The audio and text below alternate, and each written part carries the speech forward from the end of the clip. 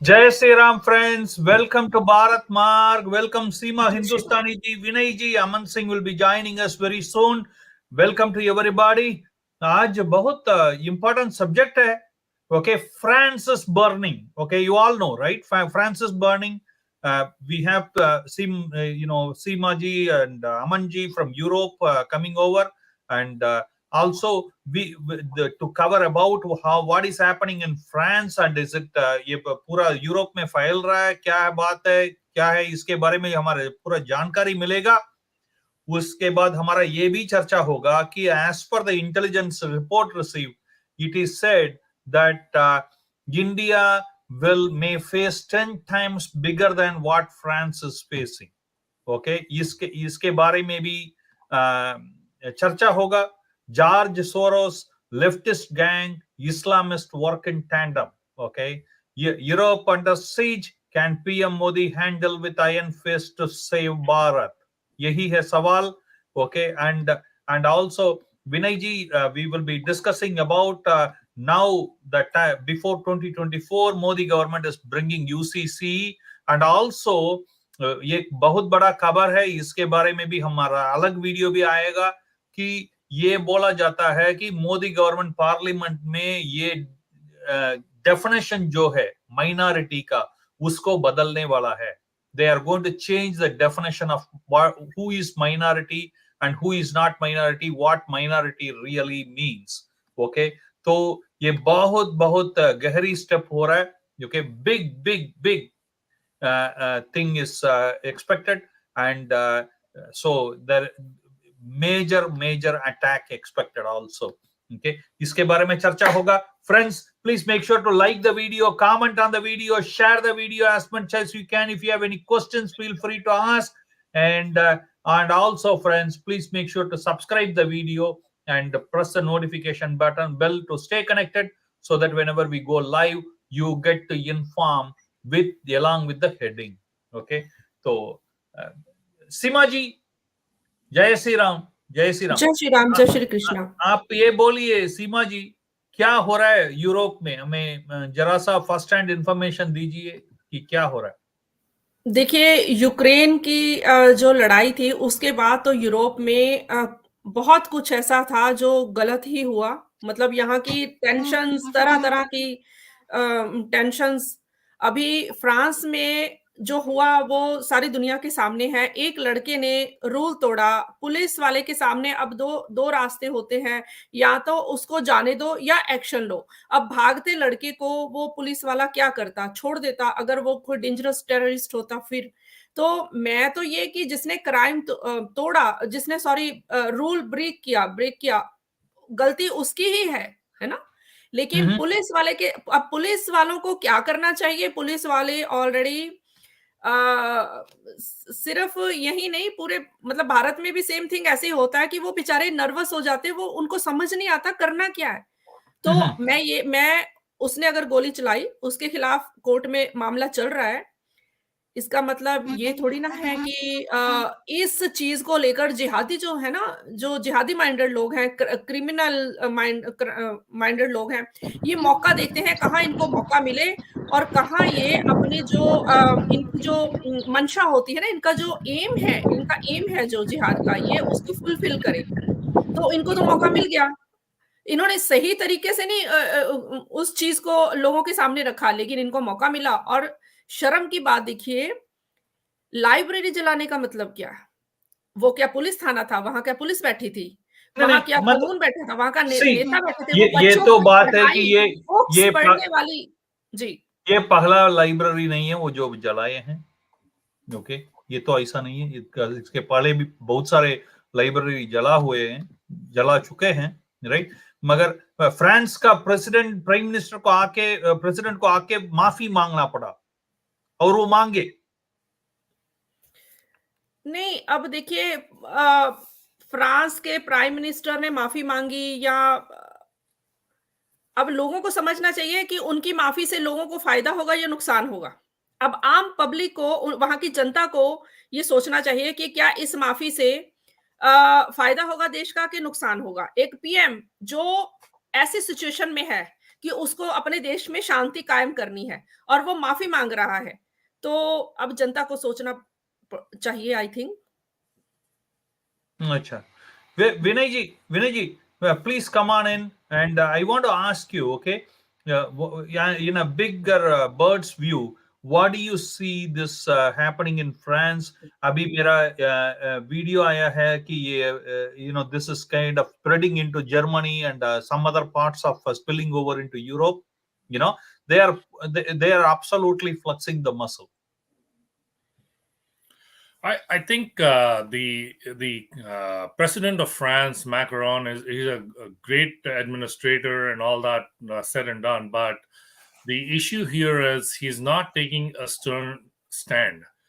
With when such riots are going on, people are burning down buildings and properties that belong to the government, and private people looting people and shops and stuff. A lot more action needs to be taken, and unfortunately I'm not seeing that in France, and it's been going on for the last 6-7 days now, right? And millions and millions of dollars of what properties have been destroyed. I mean, one of the prime libraries in Marseille was destroyed by these vandals. So it's unfortunate to see this happening in France, but trust me, it's not just France alone. It's happening in Germany, like Seema ji just said. It's happening in England. England is one of the biggest targets, and the intent is, it's funny. One of the I was listening to a video of a Maulvi from the Middle East. He said the Europeans are blaming, and European governments are blaming Middle Eastern countries and the Islamic countries for everything that's going on in this world about the violence, the terrorism, extremism, and all that stuff. But what the Maulvi said is, you know what? There are lots of countries in the Middle East and in the Islamic world that are doing really well, and there's no war, there's no crime, there's hardly anything there. Like for example, take Dubai, take Saudi, for example, to take many of the African countries where there is not a single like war going on. But what he said was, you guys have to wake up, because the scum of the earth from the Islamic world have moved to Europe as refugees because we didn't want them. We either were going to put them behind bars or we were going to execute them. So now you have taken them, now you deal with them. This is exactly what he said. So technically, Europe, the Middle East or Islamic world is not under threat. It's the European countries that are under threat because of these scum of the earth that have immigrated or have been given refuge in Europe. So Absolutely. It's unfortunate to hear this, but this is the fact. Absolutely. Seema ji, so how do you see इसमें जो France में जो हो रहा है अभी, इसका effect बाकी यूरोप में कैसा है, ये हमें बताइए। देखिए, इफेक्ट ऐसा है कि जैसा ये आप किसी जिहादी को रास्ते में देखते हैं, अभी जो गोरे हैं जाते हैं, आप देखते हैं, उनका मन में क्या आता है? डरते हैं, कैसा है? देखिए, यहाँ के लोग जो है, यूरोपियन लोग हैं, वो काफ़ी प्रोग्रेसिव माइंडेड लोग हैं, ठीक है? वो अपनी प्रोग्रेस को ज़्यादा पहल देना, डेवलपमेंट, शांति, एंटरटेनिंग, ये सारी चीज़ों में इंटरेस्ट रखते हैं। अब जो इधर-उधर से आके इन यूरोप में घुस गए हैं, दूसरी सोच, है ना? खतरनाक नहीं, सोच। उनका दोष क्या है? Okay, you had to stop saying this. Okay? क्या दोष? It is your chancellor who opened the door for the entire Europe to get a Nobel Prize. So why to blame them? देखिए, ये पॉलिटिशियंस जो ना हमेशा से अपने फ़ायदे की सोच के कई बार ऐसे मार्कल डिसीजन जो थी, जी, कई बार पॉलिटिशियंस जो है सिर्फ अपना फ़ायदे की सोच के या अपनी जी इंटरनेशनल इमेज बनाने के लिए झूठी इमेज, तो वो ऐसे डिसीज़न ले लेते हैं कई बार कि जो वो दूर की सोच नहीं सोचते, उनको ये नहीं होता कि उसके बाद क्या होगा? उसके बाद इस देश का क्या होगा? देश बचेंगे, तो ही देश में शांति होगी, देश बचेंगे, लोग शांति से रहेंगे, तो ही पॉलिटिक्स भी हेल्दी रहेगी। अब कर तो लिया, यहाँ जर्मनी में भी काफ़ी घुसपैठ करवाई गई, फ्रांस में भी अंधाधुंध, ठीक है? दुनिया में इमेज बनाने के लिए एक दयालु, लेकिन अब वो खुद दया के पात्र हो गए हैं, है ना? नहीं, तो अब मतलब खुद मेरे पूछने का मतलब है, आप पॉलिटिशियन के बारे में छोड़िए अभी। जैसा आपका पड़ोसी वाले हैं, कोई भी हैं, बाहर जाते हैं तो ये जिहादी लोग बाहर आते हैं, उनको देख के क्या मानसिकता होती है इनका? क्या सेफ नहीं डर का फील करते। माहौल है? नहीं, सेफ नहीं। अब तो लोग यहाँ पे मैंने काफ़ी टाइम से देखा था कि यहाँ के लोग इतने इन्वॉल्व नहीं होते, पर अब लोग जो हैं वेबसाइट्स पर, फेसबुक पर, सोशल मीडिया में, यहाँ के लोग भी, जर्मन लोग इनको क्रिटिसाइज़ करते हैं और काफ़ी साल से कर रहे हैं ऐसा। कुछ सालों से ऐसा कर रहे हैं और ऐसे-ऐसे जब भी ये इंसिडेंट्स होते हैं, जिसमें जिहाद झलकता है, जिसमें क्राइम झलकता है, जिसमें एक इनकी प्रोजेक्ट जो है वो क्रिमिनल वो झलकता है, तो लोग यहाँ ऑफ कोर्स वो क्रिटिसाइज करते हैं, इवन औरतें भी, महिलाएं भी मैंने देखा है काफी। Okay. हाँ, बिल्कुल, बिल्कुल। विनय जी, let me ask you this. Put it in perspective for us, right? See, now UCC is coming. I told you some other bigger agendas are on the plate. Okay? ये प्लेट में है अभी नया parliament में लेने के लिए. And Rahul Gandhi goes to US and meets all the Pakistanis and jihadis. Okay, and Soros gang. That's what we are talking about, right? The George Soros leftist gang, Islamist work in tandem. So, how do you see this? But the report says India could be face 10 times more riot all over Bharat. I totally agree, because And what do you think of this? Number one. Number two, does Modi has what it takes to control it, or he will fall on the feet like he did for the CAA and farmers protest? that's exactly what I was going to talk about, because you know what, a couple of years ago, Modi government tried to implement the CAA and NRC, but you saw the amount of protest that went on in India, and this was actually not even the whole the way the narrative was misinterpreted by the political parties, And by the West, by the West, exactly. So basically, the narrative was, the Modi government is a Hindutva government, and they're targeting the Muslims.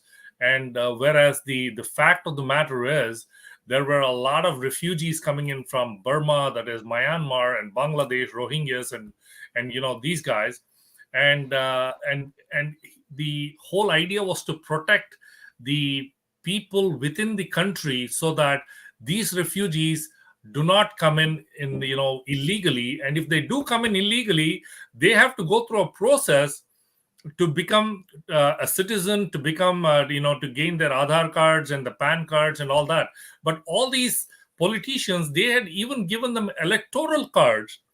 They were hardly in the country for 6 months or 9 months, and they were given electoral cards to actually cast their votes in elections. And this is what he was trying to avoid and or prevent. And unfortunately, the whole narrative was. But you had to agree a fact: Modi government didn't have the backbone. No, I agree, because you know what? Had they stood their ground and said that, we are going to implement this no matter what, they should have done it. But they backed off from CAA and NRC. Now they're going one step above to say that they're going to implement the Uniform Civil Code, which is going to be a pipe dream, I think, because it's not going to happen so easily. It's a fantastic proposition, because you know what? Everybody is equal in the eye of the law. We shouldn't have any specific law for Hindus, Muslims, or Christians, or whoever. And it's a great, initiative. But would they be able to implement this? Because this will need. Not would they be implemented. Do they have what it takes to implement? Do they have what it takes to implement it? I am not sure. I don't know. I hope they do. How many roads will be blocked in India? They'll be, the Congress is how many places our Baijans will go into Langar? The Congress party is mustering Anyway, let me get Aman Singh Ji quickly. Let me get Aman Singh Ji quickly. Aman Singh Ji, अपना show में भारत मार्ग में सुस्वागतम आपके लिए. And मैं ये पूछ रहा हूँ आपसे मेरा सुनाई दे रहा है? मुझे इधर देख के बात कीजिए जरा, इधर हो सकता है तो इधर देख के बात कीजिए। मैं ये पूछूंगा आपसे कि ये जो फ्रांस में हो रहा है, ओके, अब और उधर का जो हो रहा है, आपको खबर आता है यूरोप में ऐसा हो रहा है, वैसा हो रहा है, इधर बर्न किया जाता है, ये होता है, आप जहां हैं उधर माहौल कैसा है? यहाँ का माहौल तो इससे भी ज्यादा खराब है। मैंने लास्ट टाइम सीमा जी के साथ इंडियन एम्बेसी में इनके अपोजिट भाषण क्या दिया, ये तो मेरी दुकान में आके हमले करके गए हैं। मैं भी एक सिख फैमिली से बिलोंग करता हूँ, तो बट मैंने ये जरा सा माइक क्लोज में रख सकते हैं? आवाज आ रही है? अमन, हम फ्रांस के बारे में बोल रहे हैं, जो फ्रांस में जिहादी अटैक्स। Let him talk. मैं आपको वही पूरी बात क्लियर बताना चाहता हूँ। ये जो अपने लोग हैं जो जिहादी अटैक फ्रांस में हुआ है, तो इनके पीछे अपने देखो, हर एक काम के पीछे अपने का हाथ होता है, जरूरी है, ये आप सबको पता है। कोई उनके साथ मिला हुआ। और यहाँ पे भी अपने यहाँ पे फ्रैंकफर्ट का भी हाल बहुत बुरा चल रहा है। अब गुरुद्वारों में आ जाओ या इनके अपोजिट, हमारे अपोजिट, जैसे इंडिया के अपोजिट बातचीतें होती हैं, इंडिया को गालियां दी जाती हैं बेफालतू की, मोदी को। तो आजकल मैंने सच बताऊं, मैं खुद सिख होके संडे को गुरुद्वारे जाना छोड़ दिया, क्योंकि अब सिख होना गलत नहीं है, गुरु सिख होना अच्छा है, अपना संत सब का नहीं, बस मैं इतना ही बात करते हैं। ये इनकी जो सोच है ना, ये सब सिखों की सोच नहीं है। ये कुछ सिखों, वो सिख नहीं है, वो नकली है, वो सिख नहीं है, वो नकली ये अगर अमन सिंह जी आप ये बोलिए, मैं आपसे ये जानना चाहूंगा, ओके, अगर आप ये सोचिए कि ऐसा कुछ फ्रांस में जैसा होता है, ऐसा जर्मनी में होता है, तो ये गुरुद्वारे क्या करेंगे? ये लंगर बांटेंगे या लोगों को उधर भेज के उनका समर्थन करेंगे जिहादियों का, या जो सही है उसके साथ खड़े होंगे? क्या करेंगे? देखो, जो इस आपको बताऊं, जो लंगर कर रहे हैं ना, वो सिख रियल सिख है। मैं जो सही बात बताऊं, ये तो कोई दान भी नहीं करते। ये जो है, जो ये अपने आप को खालिस्तानी कहते हैं या जो भी कहते हैं, ये तो 1 सेंट का भी दान नहीं करते। इनको पैसा चाहिए, इनको उल्टा पैसा चाहिए। हाँ जी, मैं 2013 में जर्मन आया था। मैं अफगानिस्तान से जर्मन आया था, मैं एज अ रिफ्यूजी आया था। तो मैं पहले इंडिया गया था, इंडिया वालों ने हमें पेपर नहीं दिए, तो हम जर्मन से आए, फिर जर्मन आए, जर्मन में हमारे पेपर बन गए। तो आपके लिए आपके भाईजान तो लड़े थे सीएए नहीं आने के लिए, सीएए नहीं, जो अफगानिस्तान से आता है उसका अंदर मत जोड़ो बोल के पूरा गुरुद्वारा में हुआ। आपका हरमंदिर साहब में इसके लिए ये हुआ, प्रार्थना हुआ सीएए वापस लेने के लिए। एज अ डोनेशन कोई हमारे लोगों की हेल्प नहीं की। अगर हमने अपने अफगानियों की हेल्प की तो हमारी खुद कम्युनिटी ने हेल्प की है, किसी सिंगल बंदों ने हेल्प नहीं की। वो सिर्फ उन्होंने डोनेशनें ली हैं, अपनी जेबें भरी हैं। सही बात आपको मैं बताऊं, क्योंकि मुझे अंदर की बात आपको कोई भी नहीं बताएगा, क्योंकि कोई नहीं चाहता कि उनकी हर किसी की फैमिली इंडिया में भी है, पंजाब में भी है, काबुल में भी है, जर्मन में भी है, सही हर जगह में है। इनका कोई दीन ईमान नहीं है, ये धमकियां देते रहते हैं। इनका धंधा है, इनका धंधा हो गया। और ये कुछ भी नहीं है। अभी इसके बारे में आप बोलिए अमन सिंह जी। हाँ जी, ये सोचिए कि आपका दुकान में, आप बिजनेसमैन हैं, आपका दुकान में कोई इस्लामी आते हैं, तो आपको क्या डर लगता है? आपको ये लगता है कि अटैक हो सकता है? क्या मानसिकता क्या है उधर का लोगों का, ये जानना चाहूंगा। हकीकत की बात बताऊं, अभी जो फ्रांस में हो रहा है उसके हिसाब से, जो इस्लामिक है ना, यहाँ पे इस टाइम सिखों के दोस्त बन रहे हैं। वो सिखों को दोस्त बना के वो खुद चाहते हैं कि पहले इनका इंडिया के साथ पंगा हो, जो सच्ची बात है।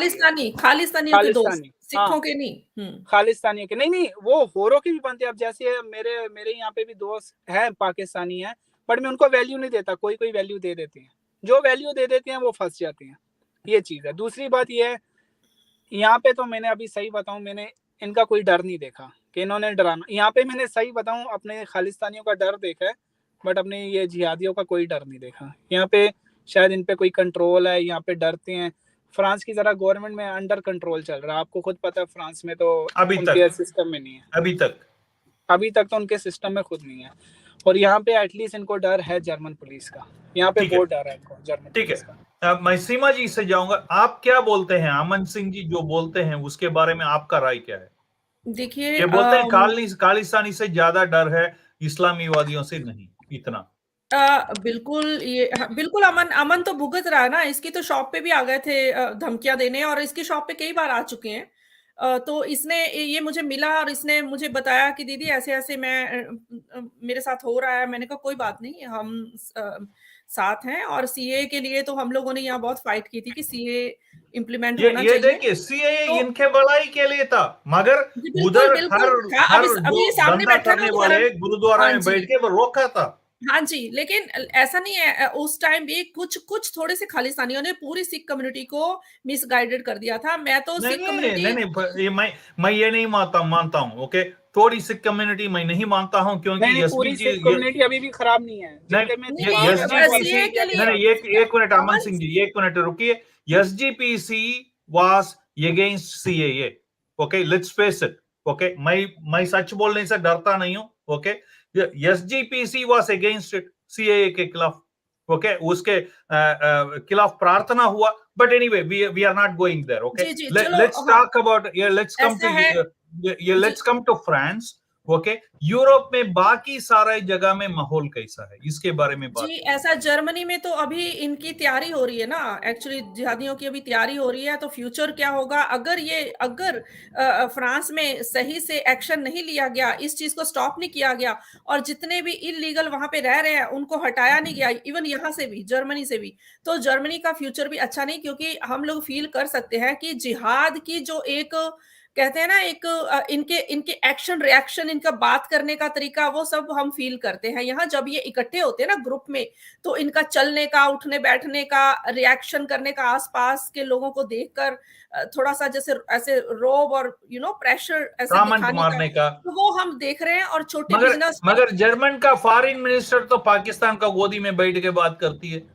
तो मैं आपको पहले ही बोल रही हूँ, जो यहाँ के पॉलिटिशियंस हैं उनको पास अपने अभी के बेनिफिट्स के लिए फ्यूचर का जो खतरा है उसको अगर ये इग्नोर करेंगे तो ये एक एक करके पूरे यूरोप के जो कंट्रीज हैं उनको खतरे में डाल लेंगे। इनको फ्रांस से सीखना चाहिए, फ्रांस को भारत से सीखना चाहिए था कि भारत की सिचुएशन से, भारत के हालातों से, भारत ने बहुत बार चेताया था यूरोप को कि आज मेरे पे आप उंगली उठाते हो, हंसते हो, मेरे पे रोक टोक करते हो, मेरे दर्द को समझ नहीं रहे हो। एक दिन जब तुम लोगों के साथ वही होगा फिर मैं पूछूंगा अब बताओ। तो फ्रांस को तो समझ आ गया है। फ्रांस ने तो कहा है कि योगी जी का ही प्रोजेक्ट लगता है, हमें यूज करना पड़ेगा, फ्रांस के तो लीडर्स ने बोला है। तो ऐसे ही पूरे यूरोप को समझना होगा कि इससे पहले कि उनको योगी जी का प्रोजेक्ट यूज करना पड़े, अलर्ट हो जाए, सावधान हो जाए, और सही से कानून बनाकर यहाँ जो है Okay, रक्षा करे इन देशों we are की। going for last this thing, Vinay ji. 30 seconds. Okay, 30 seconds to I'll give you a little bit longer time, for 1 minute. Okay, because I want you to comprehend and say me in the what India is facing right now. Does the government has what it takes to block it, or all the roads will be blocked? What do we see in India, keeping France in mind? No, the fact of the matter is, you got to go back to the history. 1947, what was the Muslim population? What was the Hindu population in India, right? So the Muslim population was less than 10%. Okay. And then as you come to 2021, when the census happened, right? Or 2011, the Muslim population had gone about 10%, and the Hindu population had come below 80%. Now the trend is going so fast, and the With the problem Rohingya is, influx. yeah. So they are predicting. I mean, I'm saying they're predicting. The Islamic jihadists are predicting that by 2050 or sooner, India will become a majority Muslim country if this trend continues and if nothing is done about it. And we spoke about it. Yemen, how it became Christian country. Middle East, how it became Christian country. We Exactly, spoke all about it. exactly. Now the issue is the only party that's actually trying to protect the very essence of the Bharat and Hindustan is BJP. Okay, the Bharatiya Janata Party has the agenda for this, but the problem is, do they have the nerve to do this? This is Yeah, the problem. exactly. That's a They big have the question. nerve, and also keep in mind, but will the protest that is happening, because the Congress is so devious that they are not only mustering the the radical, the Lutyens group, and all these kind of the people. And they have within still the country. system in their pocket. And they're also mustering the support of Western countries and Western media to get into this. So And this, Supreme Court. Never and the forget that. Supreme Court. And the unfortunate part is, like we just heard, I just heard that the Manipur incident that happened was instigated by Congress. The All Manipur Students Union addressed a press conference just yesterday, and in that, the president of the All Manipur Students Union said the Congress is what caused this whole issue in Manipur. Yeah, Okay. I will go one step further, Vinay Ji, on this. Okay, I'll put my thought here. Any time there is a conversion from Sanatani happens, there is a enemy for Bharat gets created. Never forget Exactly. it. And these Christian missionaries work for the whites. And we are White seeing Christians the and Christian kind of all this is kind of coming out in these movies. I mean, yes, these are all, many of them are fact based. The Kashmir Files, the Kerala Story, and now the 72 Who's. Hura, or whatever that movie is called. And in each one of these movies, they're showing what is going on in India. And if people are closing their eyes blindly, and like the Karnataka electorate Yes. basically put a blindfold on their eyes and just voted for Congress because they wanted to gain the free this and free that. So what is going on? I mean, today you're seeing one of the Nasir Ahmed's from Chamrajpet constituency in Bangalore. He opened what is it, 10 crore building. He inaugurated a 10 crore building that is a Waqf board. You know what is Waqf board, right? Waqf board is basically the board that controls. Why do they need to give a big building? They can take any existing building. They have the rights to. Exactly. They're opening this Waqf board, which controls all the mosques and masjids, and all the funding is coming from Hindu temples, though. So this is what's going on. So BJP has to stand up and do something about it. And if they want to implement the Uniform Civil Code, it has to happen. It will happen, I hope. But the thing is, we got to wait and watch the 2024 elections. Hopefully, BJP will come back with a 2/3 majority, and things will come back to normal. No, they have 2/3 majority even now. What do they do with it is a big question. But anyway, Seema ji, 30 seconds. Your last word. जी जो भी आप बताना चाहते हैं, 30 seconds. Last word. इतनी सारी बातें हैं, आप मुझे क्वेश्चन करो, मैं आपको उसका ही आंसर दूंगी। Yeah, means what do you think? Will India will learn from France? On what is happening?